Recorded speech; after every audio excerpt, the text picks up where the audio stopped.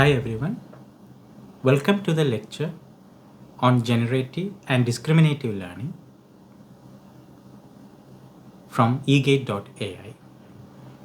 We are looking into the machine learning lecture series, and today we will be talking about generative and discriminative learning.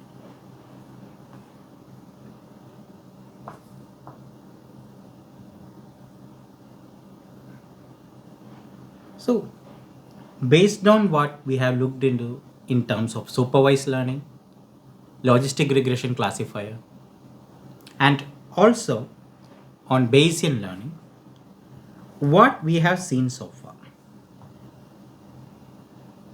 So, when we have a fixed unknown distribution D over mapping between X and Y, that is, X is the instance space and Y is the label space. Now, given a data set S which has instances of the form xi, yi, we identify a hypothesis space which is H or capital H, which is a set of different hypotheses, and we define a loss function which is defined over hypothesis, input and label. And in learning, we have to minimize the average loss over the training data with or without the regularization component. Now, if we do this, what are the guarantees that the learning theory provides us?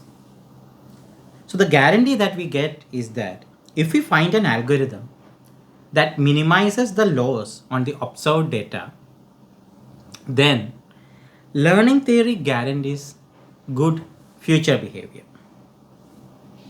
A good future behavior as a function of the hypothesis space.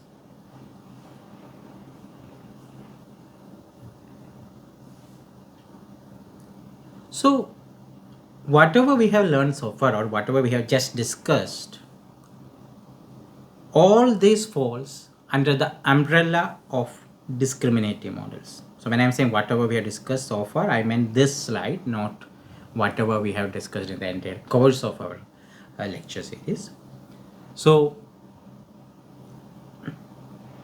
what we have discussed in the previous slide basically corresponds to discriminative models.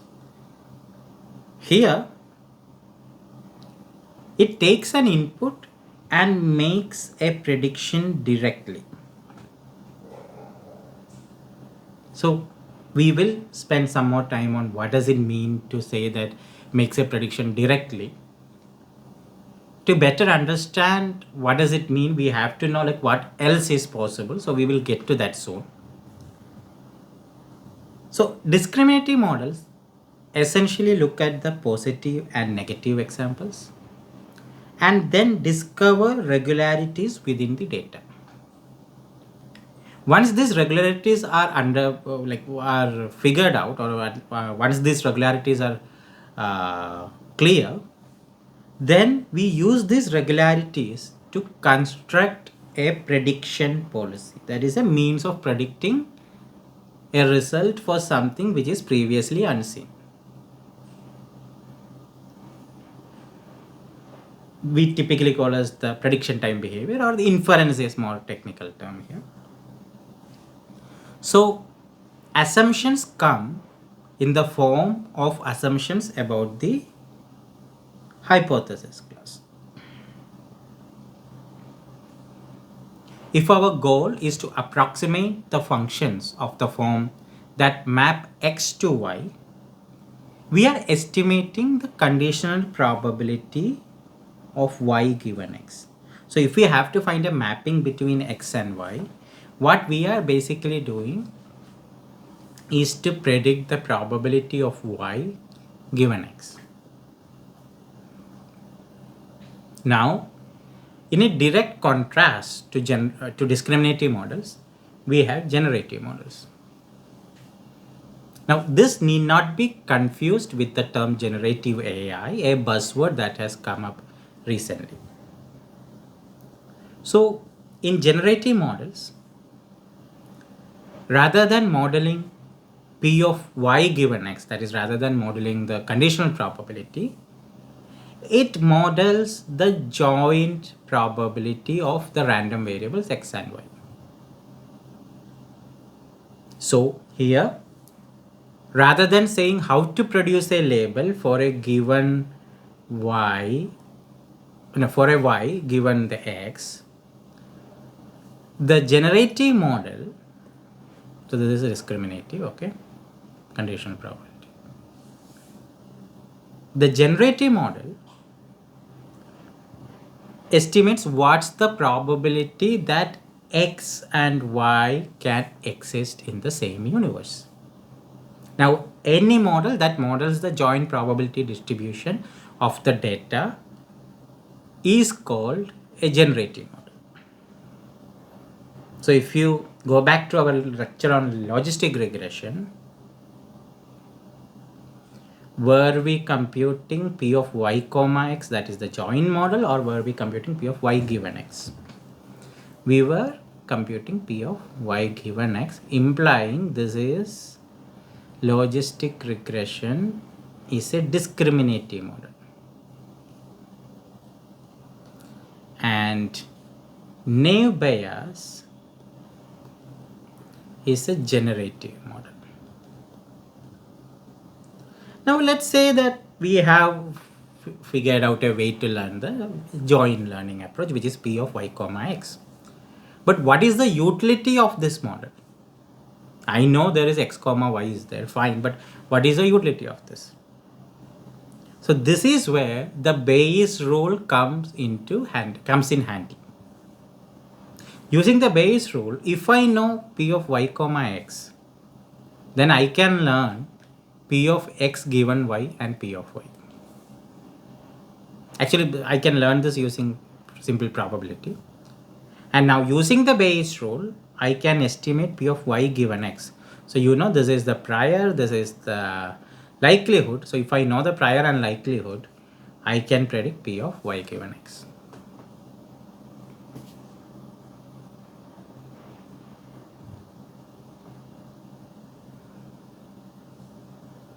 Now let's do a one-on-one comparison between generative and discriminative models. So in generative models, we learn P of x comma y, or the joint probability. So here the model capacity is being used, or rather we use the capacity of the model to characterize how the data is generated. So when we say how the data is generated, it is both inputs and outputs. So we are essentially using parameters to first construct an example and then predict the label. For a discriminative model, the capacity of the model characterizes only the decision boundary. It doesn't care about how examples are constructed. It only is interested in modeling the decision boundary as the examples are already given.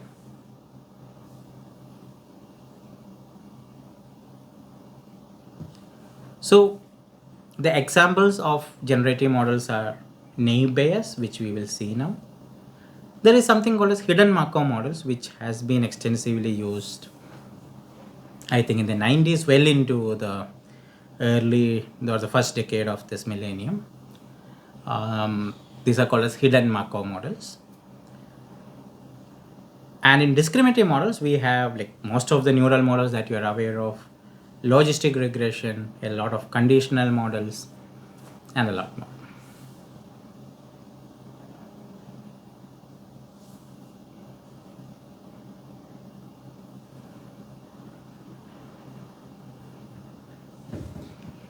So let's imagine we have a data set where we have the red circles and the blue circles. And we also have a decision boundary which is here in the black line. So in generative models, we use the parameters of the model to discover the fact that there are these clusters in the data So I can see there is a red cluster here, there is a red cluster here, there is another red cluster here. Similarly, there is a blue cluster here, there is a blue cluster here, there is a blue cluster here. And I also have a decision boundary.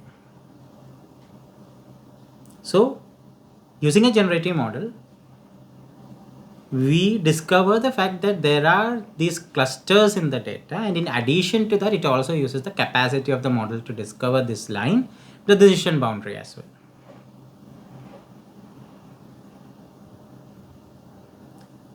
On the contrary, in the discriminative model, it doesn't care where the data lies. It only cares about this decision boundary. So it only cares about that line. In other words, it doesn't care of the internal structure of the data. It only cares about whether a given input is a red circle or a blue circle. Now, you cannot use such a model to draw a data point as a sample, or you cannot use such a model to generate a data point. In other words, we can't ask to construct a data point from a red cluster because it doesn't even know the existence of such a cluster. But in a joint model, I can do that because I know the internal structure of each of these clusters.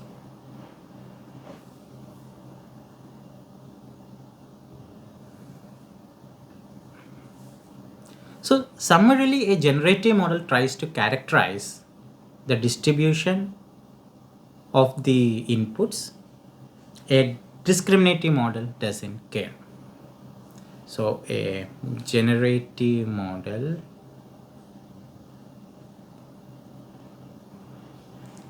characterize the distribution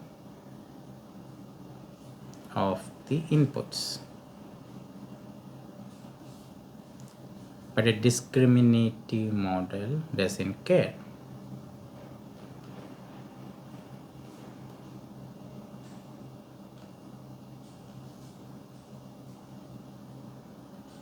So far we have looked only into logistic regression as a concrete case of a classifier, and we have already seen that it is a discriminative classifier. Now, why I have been talking of generative and discriminative classifiers? It is because now we are going to look into naive Bayes from the next lecture, and it is a generative classifier. Once we complete naive Bayes and logistic regression is already completed. So once we complete both of these, we will compare these two. That's why this distinction of generative and discriminative models are important. So thanks for attending this lecture. See you in the next lecture. Thank you.